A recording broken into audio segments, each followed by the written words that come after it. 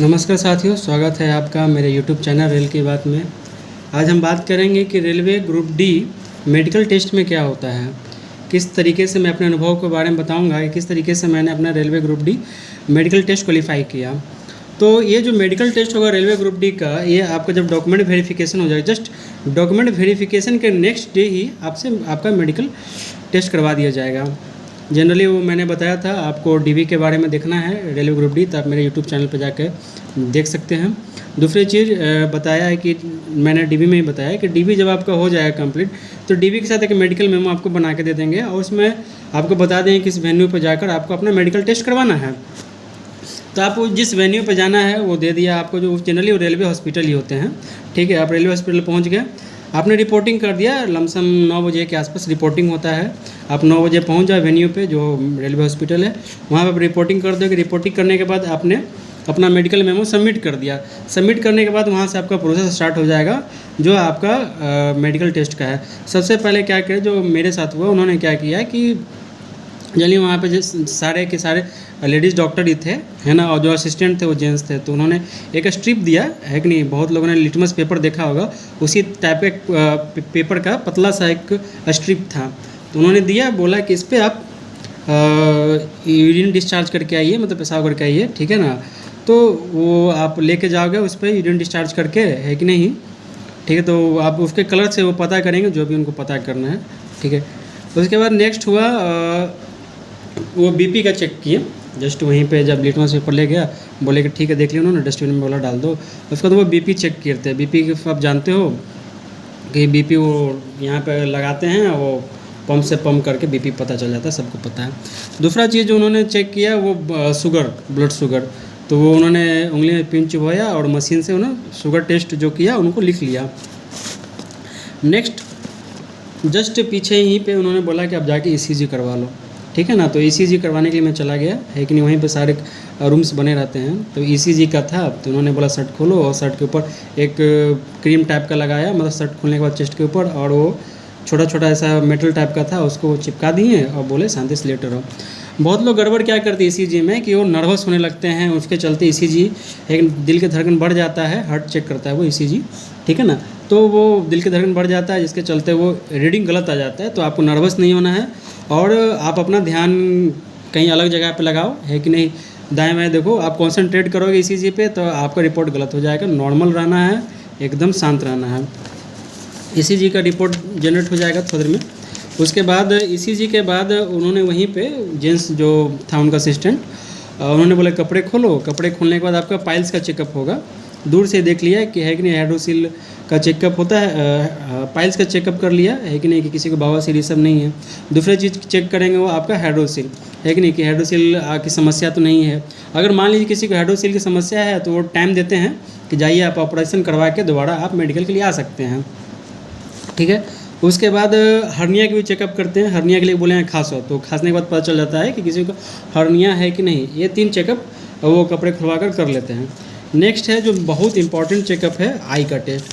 Railway में क्या है कि आई का बहुत मुख्य है, तो आई पे ध्यान देंगे। पहले सबसे पहले वो क्या करते हैं, कलर ब्लाइंडनेस का चेकअप करवाते हैं। कलर ब्लाइंडनेस के लिए क्या करेंगे, वो 2 डिस्क देंगे, ठीक है ना।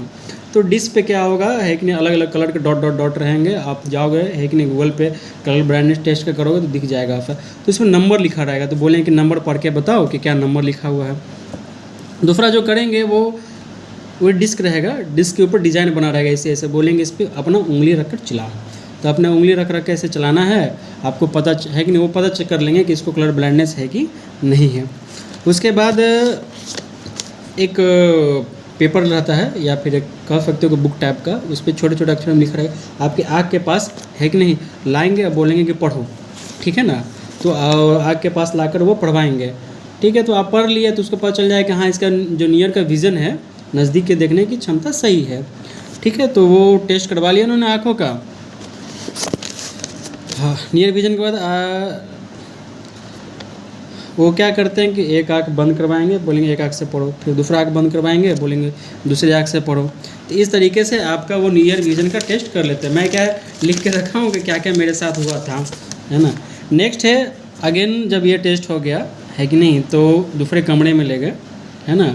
उसमें डिस्टेंस विजन है, दूर की देखने की क्षमता अपना वो चेक करेंगे, ठीक है ना। तो एक मैडम थी, वो ले गई है कि नहीं, और दूर खड़ा कर दिया है कि नहीं, और लाइट वाइट सब बंद कर दिया। उसके बाद उन्होंने बोला कि ये देखो सी है, एक ऐसा गोल सा सी बना हुआ था उनके डिस्प्ले पे, और नीचे से घुमाते तो सी घूमता था, ठीक है ना। तो आपको दूर से है कि नहीं एक आंख से ढक लेना है, एक आंख से बताना है कि सी का जो डायरेक्शन है लेफ्ट है, राइट है, अप है, डाउन है, ये बताना रहता था। तो आपको बताना है दोनों आँखों से, उससे वो पता कर लेंगे कि भाई तुम्हारी आँखें की क्या पोजीशन है। दूसरा उन्होंने है कि नहीं, मेरे से क्या एक बार गड़बड़ भी हो गया था, है कि नहीं। फिर उन्होंने डाटा मेरे को एक्चुअली क्या ध्यान रखना, एक आँख जब बंद करोगे ना, जब दूसरी आँख खोलोगे है ना, तो क्या हुआ कि होता जनरली सबके साथ होता, जब कस के ढक मत लेना, कस के ढकोगे ना तो थोड़ा विजन क्या ब्लर टाइप का हो जाता है। मेरे साथ ये था कि मैंने कस के ढक लिया, जब ये आँख से तो मुझे ठीक दिख गया, दूसरे आँख से मुझे दिख नहीं रहा था ठीक से, वो धुंधला धुंधला था। फिर थोड़ा देर के बाद ठीक दिखने लगा। तो अब ध्यान रखना है, और जब हो कि आपको नहीं दिखे ना, तो आँखों को ब्लिंक करना है। तो आँखों को बार बार ब्लिंक करोगे ना, तो उससे क्या है, विजन आपका क्लियर होगा, ठीक है ना। बहुत लोग ऐसे कॉन्सेंट्रेट देखते देखते से वो विजन ब्लर हो जाता है। तो ध्यान रखना है, ऐसे आँखों को ब्लर है ना, ब्लिंक करना। दूसरा चीज़ क्या था कि एक ऐसा डिस्प्ले टाइप का था इधर, है कि नहीं, और उसमें छोटे छोटे एलईडी बल्ब्स लगे थे अंदर में, है ना। तो उस एलईडी बल्ब में है कि नहीं, तो उसमें ऐसा था कि बल्ब जलाते थे, आप एक आँख ढक कर बताना रहता था। मान लो कि उसमें 10-12 बल्ब है कि नहीं, तो कितने बल्ब जल रहे हैं वो दूर से आपको देख के बतानी है, ठीक है ना। जनरली वो सारे रेड बल्ब्स ही थी, है ना। तो वो देख के बतानी है कि कितने रेड बल्ब्स हैं। फिर दूसरे आँख को ढकेंगे, फिर बोलेंगे बताओ, वो बटन रहता है तो वो बटन दबाते थे, कभी 4 कभी 3, ऐसा सबको बताना है, इसमें गलत नहीं बताना है। तीसरा चीज़ क्या किया उन्होंने, है कि नहीं, कि एक और डिस्प्ले था, उस पर 3 बल्ब थे, है ना। तो एक येलो था, एक रेड था, एक ग्रीन था। तो एक एक आँख बंद करवा के वो बारी बारी से एक एक बल्ब जलाते थे। आपको बताना है कि कौन से कलर का बल्ब जल रहा है, रेड ग्रीन, है कि नहीं। ऐसा मत सोचना कि बहुत वो ब्राइटनेस में जलेगा, नहीं, बहुत डिम जलेगा वो, है कि नहीं। अगर आप आँखों में प्रॉब्लम तुरंत पकड़े जाओगे कि इसको आँख में प्रॉब्लम है, तो बहुत एकदम कम वोल्टेज में बहुत डिम जलेगा, है कि नहीं, 0 वाट जैसा बल्ब रहेगा। और दूर से ना आप अगर आँखों में प्रॉब्लम तो आप नहीं देख पाओगे कि कौन सा कलर का जल रहा है, ठीक है। इतने होने के बाद जब ये सारे टेस्ट हो गए मेरे, तो उन्होंने है कि नहीं बायनोकुलर टेस्ट करने के लिए, और आपके आँखों में कोई ऑपरेशन नहीं करवाया है ना, तो इसके टेस्ट के लिए वो मुझे को दूसरे रेलवे हॉस्पिटल में भेज, क्योंकि वहाँ पे सुविधा नहीं था। तो मुंबई में भी एक जे हॉस्पिटल है, जगजीवन राम हॉस्पिटल है, तो वहाँ मैं गया। तो एक मशीन था, मशीन के ऊपर बोला कि सर ऐसा रख दो, और उन्होंने ऐसा मशीन लगाया आँखों में पास लाकर, और बोला कि इसमें देखते रहो गौर से। तो उसके बाद उन्होंने लाइट वाइट जलाया, और जो भी करना था उन्होंने किया, मुझे पता नहीं चला था क्या कर रहे हैं, है कि नहीं। उसके बाद उन्होंने खट से एक रिपोर्ट जारी कर दिया। उसको बायनोकुलर टेस्ट करते हैं। बायनोकुलर में देखते हो किसी की आँखें एक लेफ्ट जाती है, एक राइट जाती है ना, कोई सीधे मतलब कॉन्सेंट्रेट नहीं देख पाते, तो दोनों आँखें सीधी होनी चाहिए। तो किसी का देखना कि एक आँख इधर भाग रही है, एक आँख इधर भाग रही है, तो वो टेस्ट कर लेते हैं। दूसरा चीज़ वो उस मशीन के द्वारा टेस्ट कर लेंगे कि आपने कोई ऑपरेशन नहीं करवाया है। बहुत लोग लेंस लगाते हैं, जो भी हो, तो उसका कोई ऑपरेशन नहीं हुआ है, ठीक है। नेक्स्ट ये जब हो गया, तो उसके बाद मेन तो क्या आँख है। आँख में अगर क्वालिफाई हो गया ना, तो फिर कोई दिक्कत नहीं होगा आपको। उसके बाद मैं वापस आया, है कि नहीं, वापस आके उनका जो रिपोर्ट दिया, रिपोर्ट देने के बाद उन्होंने एक्सरे के लिए, चेस्ट का एक्सरे के लिए उन्होंने भेज दिया दूसरे हॉस्पिटल, क्योंकि वहाँ एक्सरे की सुविधा नहीं थी। तो वो प्राइवेट हॉस्पिटल था, तो उसमें देखिएगा आपको वो पर्ची बना के देंगे, तो पैसे नहीं लगते हैं, ठीक है ना। तो कहीं भी कोई पैसा डिमांड करे, ध्यान रखना है, तो आपको पैसा नहीं देने हैं अगर किसी आप हॉस्पिटल में जाते हो कोई प्राइवेट, क्योंकि रेलवे का अलग अलग हॉस्पिटल से टाई अप रहता है, तो ध्यान रखना इस बात का। तो मैं गया, तो उन्होंने एक्सरे लिया चेस्ट का है, और वो फिर मैं एक्सरे लेकर वापस आ गया। मैडम ने एक्सरा देखा, है कि नहीं। और ध्यान रखना आपको ठीक से खड़े रहना है ना। अगर लेटा के एक्सरे ले, मेरे तो खड़ा करके एक्सरे लिया था, तो आपको ठीक ढंग से खड़े रहना है। मैंने कहा ठीक से खड़े नहीं थे, तो थोड़ा चेस्ट वेस्ट का कुछ अलग आ गया था। मैडम बोली करे यार तुम टेढ़े थे क्या खड़े हुए। मैंने बोला कि हो सकता है मैडम। फिर चेस्ट में उन्होंने देखा कोई प्रॉब्लम था नहीं। उसके बाद उन्होंने वो हाथ और पैर का देखा कि हाथ पैर मुड़े उड़े तो नहीं, सीधे है ना, सब कुछ सही सलामत है। तो हाथ पैर का उन्होंने चेकअप कर लिया। तो ऐसे कोई प्रॉब्लम तो रहता नहीं है जनरली लोगों को, है ना। तो उन्होंने चेक कर लिया कि हाँ सब ठीक है। इसके बाद शाम में ये सारे जब चेकअप हो गए, तो शाम में ही उन्होंने लिस्ट जारी कर दिया है कि बहुत जगह देखोगे तो शाम में ही, हमारे में तो ऐसा था किसी किसी का 2-3 दिन खींच जाता है, क्योंकि प्रॉपर आपको जल्दीबाजी में सब करवाना है। मतलब जल्दीबाजी मतलब आपको बोला कि जाओ वहाँ पर रिपोर्ट करवा के लाओ, चेस्ट का एक्सरे का, चाहे किसी को बाइनोकुलर टेस्ट के लिए कहीं दूसरे हॉस्पिटल भेजा, तो आपको अपने की मस्ती में जा रहे हैं, फिर आराम से आ रहे, फिर आपको 2-3 दिन तक खींच जाएगा। तो आपको फट से जाना है, एक्सरे करवाना है, तुरंत वापस आना है। तो मेरे यहाँ तो 2 लड़के थे जिनका 2 दिन से चल रहा था। मैं गया तो सुबह लगा और शाम तक मेरा क्लियर हो गया। तो शाम में ही जो उसका असिस्टेंट था वो लेकर आया पर्ची, उसमें वो जो फिट थे उसका नाम लिख कर दिया। दूसरा चीज़, मान लो कि आप अनफिट हो जाते हो तो आप री मेडिकल के लिए क्लेम कर सकते हैं, तो आपका री मेडिकल भी होगा।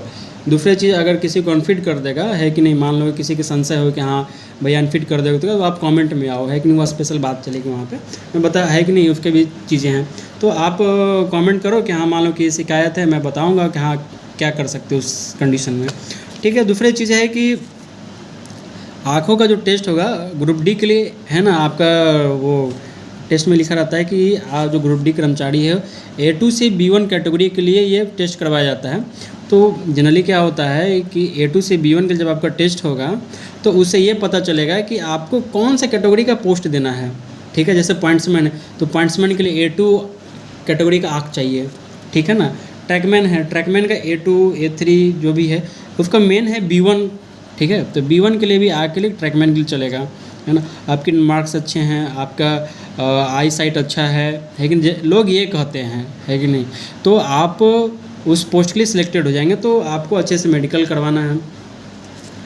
मान लीजिए किसी लोग का, है ना, चश्मे लगे पड़े हैं, है ना, तो चश्मा लगा के भी आप DV ये मेडिकल दे सकते हैं। जब आप मेडिकल दोगे तो आपको लिख देगा fit in A3 A2 B1, जिसमें भी आप फिट हो।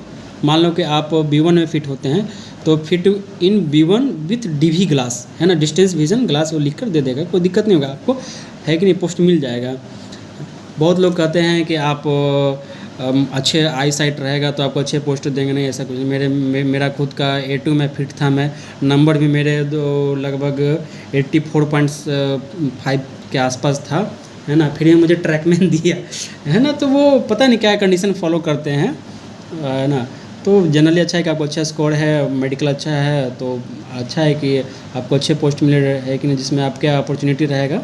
बाकी लंबा वीडियो हो जाएगा, आपको कुछ और कमेंट करना है ना, जानना हो तो आप कमेंट में बात, है ना, आप कर सकते हैं। मैं एक स्पेशल वीडियो बना दूंगा उन सारे कमेंट पे। बहुत बहुत धन्यवाद। जय हिंद।